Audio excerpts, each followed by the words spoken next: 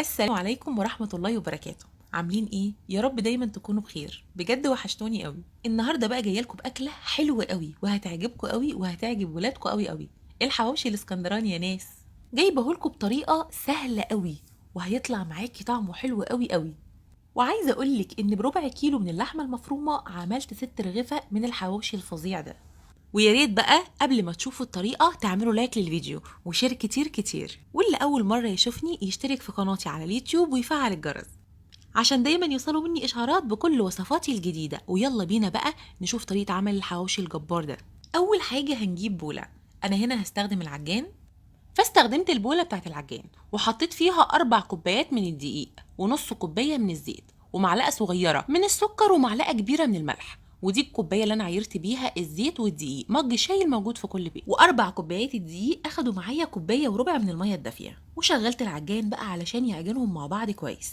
ولو انتي ما عندكيش عجان هتحتاجي تقريبا 10 دقايق من العجن المتواصل علشان توصلي للنتيجه دي. وعلى فكره احنا مش محتاجين ولا خميره ولا بيكنج باودر، مجرد انك تعجني العجينه كويس وتسيبيها ترتاح هتوصلي لحواوشي اسكندراني احلى من اللي بنشتريه من بره. جبت بوله بقى ودهنتها كويس بشويه من الزيت ونزلت بالعجينه بتاعتي وهغطيها واسيبها ترتاح تقريبا نص ساعه علشان تديلك افضل نتيجه. ويلا بينا نجهز الحشوه. لو عندك كبه زي دي هنفرم فيها الخضار اللي هقولك عليه دلوقتي، ولو ما عندكيش يبقى عادي خالص استخدمي المبشره العاديه.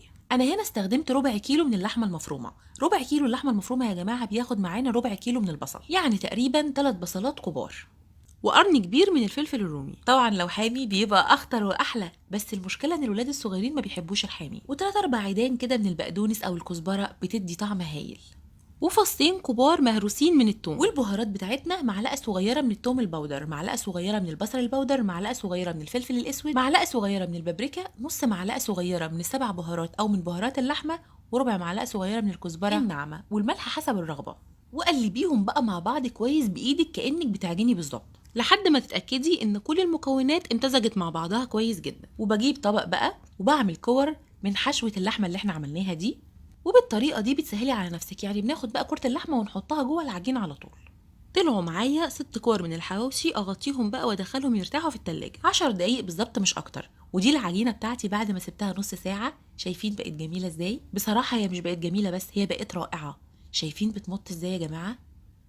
هاخد بقى منها كور صغيره تقريبا بحجم البرتقانه الصغيره او الليمونه الكبيره شويه. وده حجم رغيف الحواوشي اللي بنشتريه من عند الجزار او اللي بنجيبه من عند مطاعم الحواوشي الاسكندراني. وطبعا انتوا عارفين حجم الكوره بيختلف في حجم الرغيف، بس احنا مش بنكبر الكوره لان كل رغيف بيحتاج كورتين، كوره من تحت وبعد كده بنحط الحشوه وبنحط كمان كوره من فوق.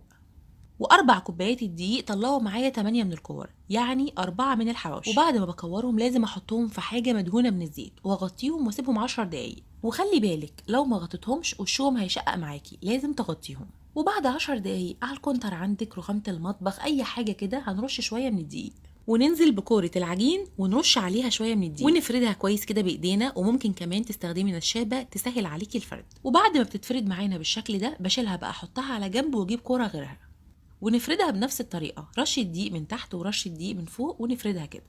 وانزل بقى بكورة من حشوة الحواوشي وافردها كويس كده جوه الرغيف، وانزل عليها بالرغيف اللي احنا من شوية فردناه، وحطيهم كده على بعض كويس. وانا بحب بسكينة كده اقطع الزيادات. شايفين؟ وهنا في نقطة مهمة جدا يا جماعة، لازم تلمي اطراف العجينة على بعضها كويس جدا علشان الرغيف ما يتفتحش معاكي في الفرن. زي ما انا بعمل كده بالظبط، لازم تدخلي الاطراف مع بعضها كويس بحيث الرغيف ما يتفتحش معاكي. وبيكون معايا بالشكل ده. بكون بقى مشغله الفرن عندي على درجه حراره 200، واجيب بقى صينيه وادهنها كويس بالزيت وانزل برغيف الحواوشي بتاعي، وبرده بدهن وشه كويس كده بايدي من الزيت. وانا بدهن وشه بالزيت بضغط كده بالراحه عليه عشان يتفرد معايا اكتر. احنا مش عايزين رغيف الحواوشي يكون مليان من جوه عجين، احنا عايزينه يكون مفرود. وبجيب بقى الشوكه وبعمل شويه تخريمات بسيطه خالص كده، ولمزيد من التشويق والطعم الحلو شويه كده من حبه البركه والسمسم على وش رغيف الحواوشي، وبندخله الفرن. وهنا بقى عملت نفس رغيف الحواوشي بس حطيت من جوه حشوه بيتزا، يعني شويه من الزيتون وشويه من اي نوع جبنه عندك، شيدر، موتزاريلا، رومي، الموجود عندك. وبقفله برده وبدخله الفرن، وزي ما اتفقنا الفرن على درجه حراره 200، وبندخل الصينيه على اقرب رف للقاع. وبمجرد ما القاع بياخد لون بقفل الفرن واشغل الشوايه.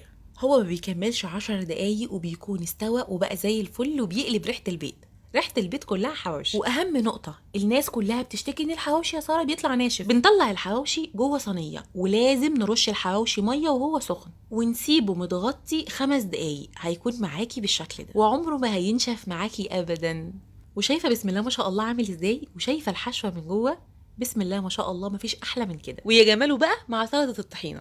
ويا رب وصفتي النهارده تكون عجبتكم، وان شاء الله تجربوها وتعجبكم، والى اللقاء في وصفات جايه كتيره قوي ان شاء الله. وكنتم مع ساره سمير.